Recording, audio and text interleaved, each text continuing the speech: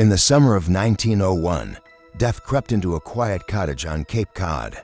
Inside a modest home in Katamet, Massachusetts, 70-year-old Alden Davis was fading away in his bed. His breaths weak and labored. His family surrounded him, thinking he was slipping away from the same strange illness that had taken his wife, Mattie, just weeks before. They had no idea that their trusted friend, the cheerful nurse who'd come to help in their time of need, was quietly poisoning them with morphine and atropine. Jane Toppan, loved by patients and colleagues for her warm personality and contagious laugh, was known as Jolly Jane. But behind that caring mask hid one of America's deadliest serial killers. Over the next few weeks, Alden Davis would pass away, followed by his sister Edna, and then his daughters Minnie and Genevieve. For family members, gone in just weeks, the surviving relatives, heartbroken, never suspected that their grief was orchestrated by the very woman they trusted for comfort and care. When authorities arrested Jane Toppan in October 1901, she confessed to 31 murders. Investigators believed the real number could be much higher, possibly over 100 victims over her 6-year killing spree. Her method was always the same: a lethal injection from a trusted nurse, followed by a chilling vigil as she watched her victims slip away. To understand how Jane Toppan became one of America's most notorious serial killers, we need to go back to her tragic childhood. Born Honora Kelly on March 31, 1854, in Boston, Massachusetts, she was the daughter of Irish immigrants struggling in a country that wasn't kind to them. Her father, Peter Kelly, was a tailor who'd escaped Ireland's poverty and oppression, hoping for a better life in America. But the harsh discrimination against Irish immigrants in the mid-1800s trapped him in poverty and despair. Known in their neighborhood as Kelly the Crack for his heavy drinking and erratic behavior, Peter's family lived in squalor in Boston's crowded tenement district, where disease and death were constant threats. When Honora was just 6, her mother died of tuberculosis, a common killer in those cramped immigrant neighborhoods. The loss crushed Peter, driving him deeper into alcoholism and leaving him unable to care for his 4 daughters. In 1863, overwhelmed by grief and desperation, Peter made a choice that would shape his youngest daughter's life.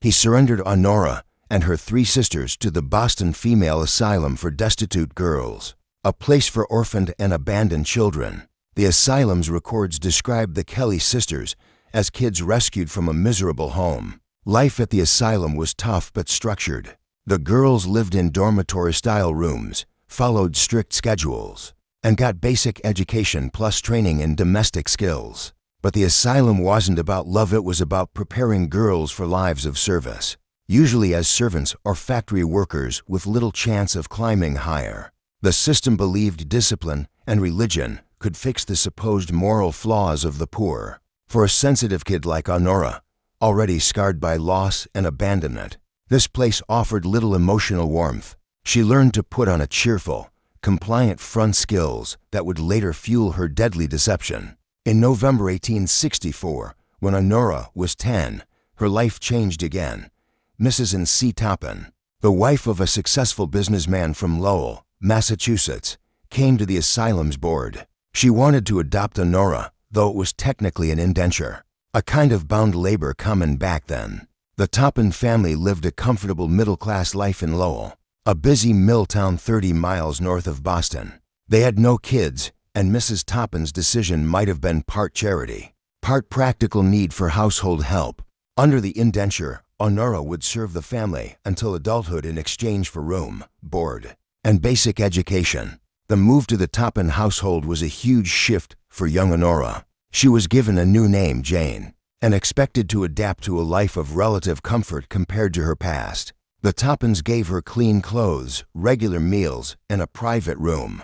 But Jane's role was murky. Not quite a daughter, not just a servant leaving her feeling insecure about her place. Mrs. Toppan was reportedly kind, treating Jane more like a daughter. Still, Jane's legal status as an indentured servant reminded her that her position depended on the family's goodwill, which likely fed her desperate need for approval and attention that defined her later relationships. As Jane hit her teens, she started showing the traits that would make her both loved and lethal. She was lively and outgoing, with a knack for putting people at ease. Classmates at the local school remembered her as funny and charming, always ready with a joke or kind word. She earned the nickname Jolly Jane in those years, a name that stuck. But beneath that bright exterior was deep psychological damage. Her father's abandonment, her mother's death, and her shaky status in the Toppan household created a personality craving control and attention. She started showing troubling signs, like an unusual fascination with death and illness beyond normal childhood curiosity. Jane's schoolwork was average, but her social skills were top-notch. She had a gift for saying what people wanted to hear, mastering manipulation. These skills would prove deadly in her chosen career, where patients and colleagues trusted her completely. When Jane turned 21 in 1875, she was free to leave the Toppans. But her bond with Mrs. Toppan, the closest thing to a mother she'd known, kept her there, shifting from indentured servant to unofficial adopted daughter. This choice showed Jane's deep need for security and belonging. The Toppan household gave her stability and social standing she couldn't have gained alone, but it also deepened her reliance on others' approval, a need that would later drive her to kill. In her late teens and early 20s, Jane tried romantic relationships with local men, but they always fell apart. Either the men learned about her rough background, or her possessive behavior pushed them away. Each rejection deepened her feelings of inadequacy and fueled her resentment toward those who had the love and acceptance she craved. By her mid-20s, Jane was showing the psychological patterns of a serial killer, a charming public face hiding rage and insecurity, a need to control others, and a fascination with life and death. Most crucially, she'd learned she was best at winning people's trust and affection, a skill she'd soon turn into a weapon. Choosing nursing was both practical and psychological for Jane. It offered independence and respect, rare for women in the 1880s, plus access to drugs, knowledge, and vulnerable people that fed her dark urges. In 1885, at 31, Jane enrolled in the nursing program at Cambridge Hospital in Massachusetts. The program was tough, demanding medical skills and navigating hospital social dynamics. Jane shone in both, becoming a favorite among patients and staff. Fellow nursing students recalled her as endlessly cheerful and helpful, always ready to take on extra tasks or comfort a patient. She had a special gift with elderly patients who found her warmth and care comforting, often requesting her specifically and praising her to hospital administrators. But Jane's popularity with patients hid a sinister purpose. During training, she began experimenting with drugs, learning how they affected the body. She was especially drawn to morphine and atropine, common medicines that could be deadly in the wrong doses. Jane's first known murder was in 1895, soon after finishing her training and starting as a private duty nurse. The victim was Elizabeth Brigham, the elderly woman who'd become her foster sister in the Toppan family. Elizabeth was struggling with depression and poor health, making her an easy target for Jane's first murder experiment. Jane gave her a lethal dose of morphine, then held her as she died. Years later, in her confession, Jane described the act chillingly. "I held her in my arms and watched with delight as she gasped her life out." This intimate connection with her victims became Jane's hallmark, fulfilling a psychological need that normal relationships never could. Elizabeth's murder kicked off Jane's 6-year killing spree. She murdered at least 31 people, though the real number was likely higher. Her victims were mostly elderly patients who'd hired her as a private nurse. But she also killed fellow nurses, landlords, and friends who'd disappointed or threatened her. Her method never changed: gain the victim's complete trust, often becoming essential to their care, then administer a lethal dose of morphine, atropine, or both. She'd slip into bed beside them, holding them as they died, a ritual central to her psychological satisfaction.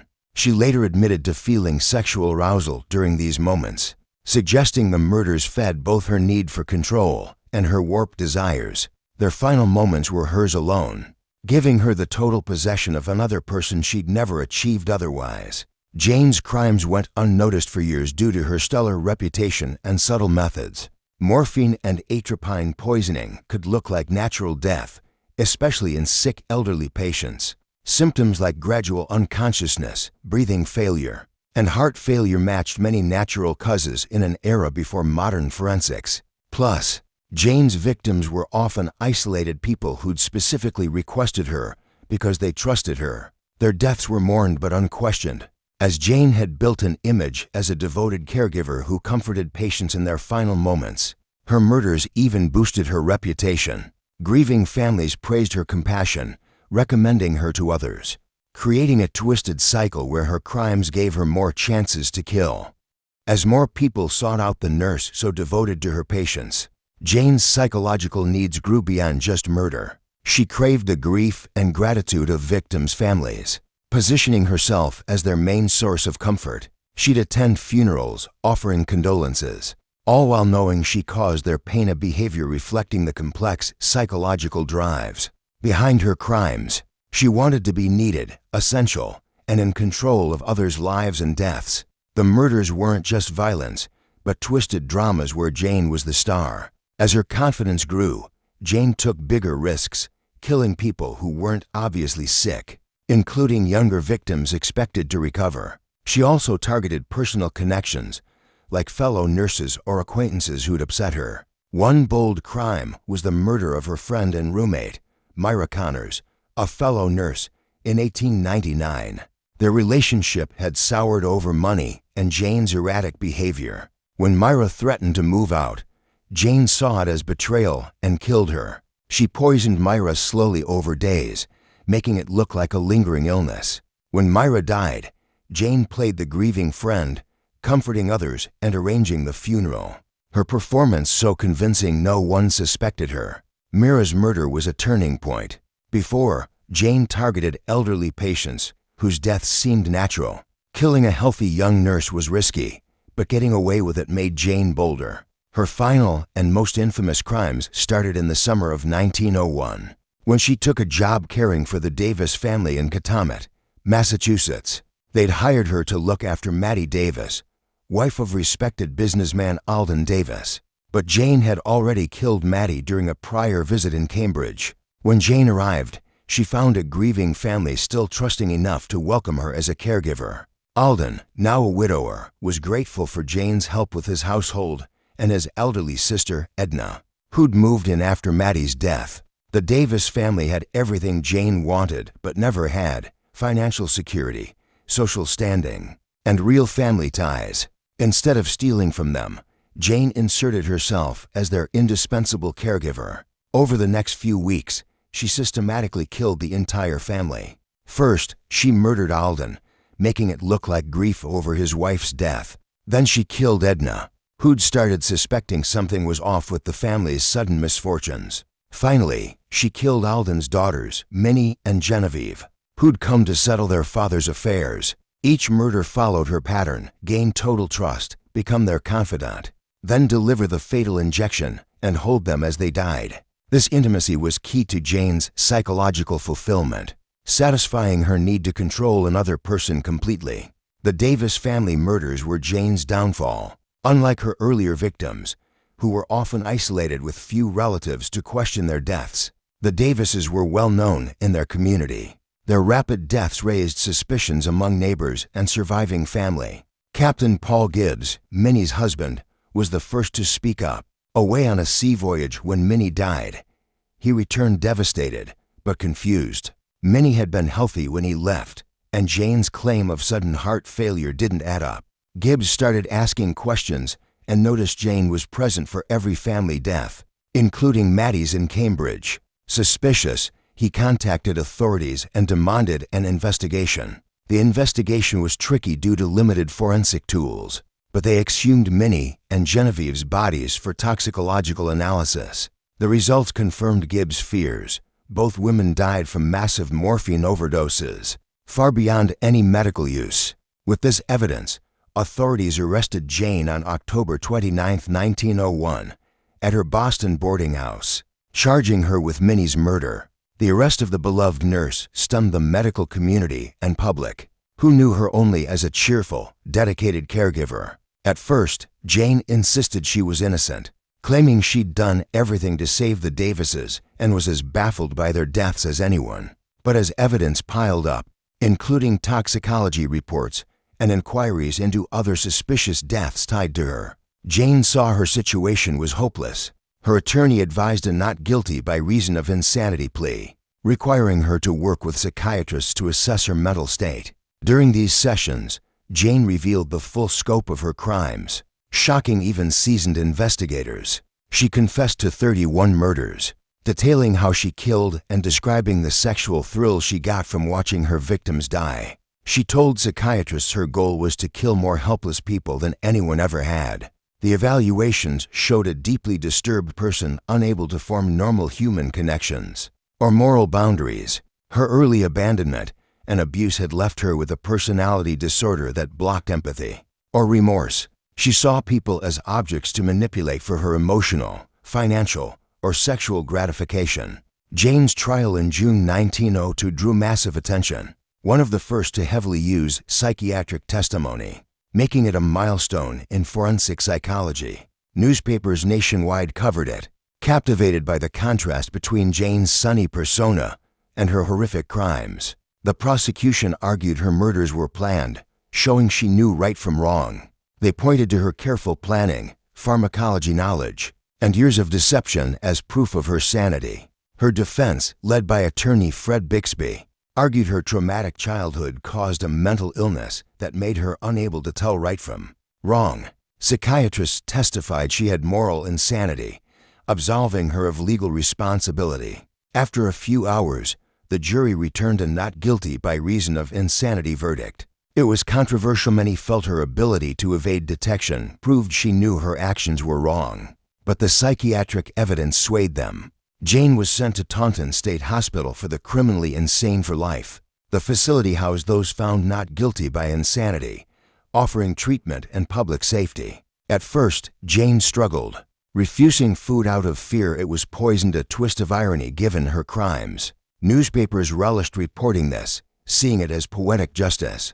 Eventually, Jane settled in, working in the sewing room, attending services, and giving interviews to reporters and researchers. These revealed she felt no real remorse, speaking of her victims with detached curiosity that horrified listeners. In her later years, Jane became a sort of celebrity in the hospital, known for her cheerful demeanor and openness about her crimes. She still sought approval, just as she always had, but couldn't grasp why her actions were wrong, viewing her murders as a twisted form of intimacy. Jane Toppan died on August 17, 1938, at 84, after 37 years in the hospital. Her death barely made the news, as the public had moved on to other crimes, but her case remained a key study in criminal psychology and forensic psychiatry, offering insights into a serial killer's mind.